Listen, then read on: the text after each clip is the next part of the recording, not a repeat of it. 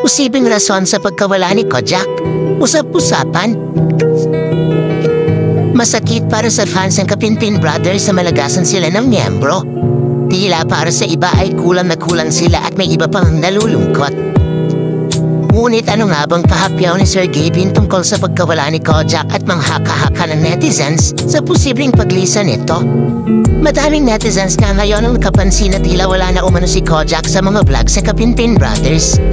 Ngunit may nabuong ang haka-haka ang magla na may nabasa silang comment galing kay Sir Gavin. Sa dami na nakasenang naghahanap kay Kojak ay tila naburyo na si Sir Gavin. Comments neto. Darating din ang panahon na malalaman nyo kung bakit may nawawala. Sa ngayon, maging masaya na lang tayo dahil ayaw namin makasira ng buhay sa mga paliwanag namin. God bless you mga mom and sir. Ramdam nga ng mga netizens at tila mabigat ang dahilan kung bakit ito nasabi ni Gavin.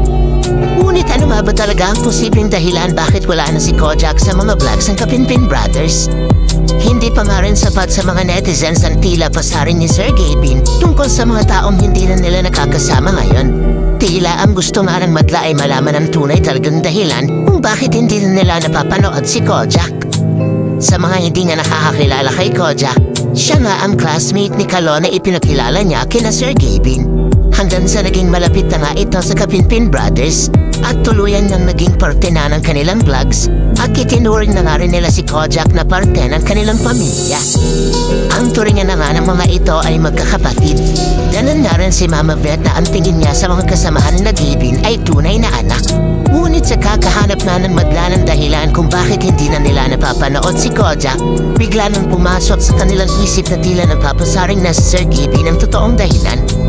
Isa nga sa napansin nila ay ang bagong comment na naman ni Sir Gavin sa latest upload ni Allen na video. Sa video kasing iyon mapapanood na naglalaro silang magkakaibigan ng cards, ngunit ang pusta lamang ng mga ito ay candy. Ayon nang pumasok kay Kalo ay tanging candy lang ang mayroon sila kaya iyon lang ang pinupusta ng bawat isa. Tinanong nga rin niya si Gavin kung may pera ito ngunit tugon naman ito ay wala raw. Sa video ngang ito makikita na kahit candy lang ang kanilang naging pustahan ay masaya pa rin silang naglalaro. Hanggang sa ang naging pustahan na nga nila ay naging pagkain naman na. Hinamon niya ni Alan ang kanyang kuya na kapag nanalo umano si Gavin ay babayaran niya ang binili nitong poker table. At pag natalo naman siya ay bibili ito ng kutsinilyo na kakainin nilang lahat. Hanggang si Gavin nga ang natalo sa pustahan nilang iyon at bumili nga ito ng kakainin nilang kutsinilyo. Ang lahat nga ay naging masaya sa pustahan na iyon ni Alan at Gavin.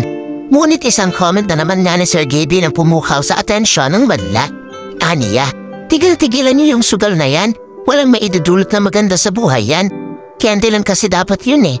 Maraming netizens niya rin ang nagbigay ng kanilang komento sa video na ito. Hindi kaya sugal ang sagot sa pagkawala niya mga message hint ang vlog na ito? Siguro para kay Kojak tong video na to. True kuya. Pwedeng nalulong sa sugal si Kojak to the point na nagnakaw na siya kasi ang sabi ni Sir Gavin ayaw nila makasira ng buhay sa mga paliwanag nila. At baka pag nalaman ng mga supporter nila magalit pa kay Kojak kung bakit nawala sa Kapinpin family. But whatever the reason is, we should respect na lang their decision. Ang mahalaga, hindi si Sir Gavin, Chief Allen at buong family ang nawala sa pag-vlog. Samantala maraming netizens pa rin ngayon ang umaasa na umuwi lang ng kanilang bahay si Kojak at babalik din ito kina Gavin. Nasa bahay nila kasi nag-uwi yung papa ni Kojak na banggit ko yun sa vlog ni Sir Gavin. Umuwi muna si Kojak dahil dumating papa niya galing abroad. Gusto muna niyang makasama papa niya dahil bakasyon lang siya. Asa kanila si Kojak kasi dumating papa, sinabi yan sa vlog ni Gavin. Samantala ngayon niya ay hindi lalabas ang totoo kung hindi formal na sasabihin ni Sir Gavin ang tunay na dahilan kung bakit hindi nila nakakasama si Kojak kaya abang-abang lang.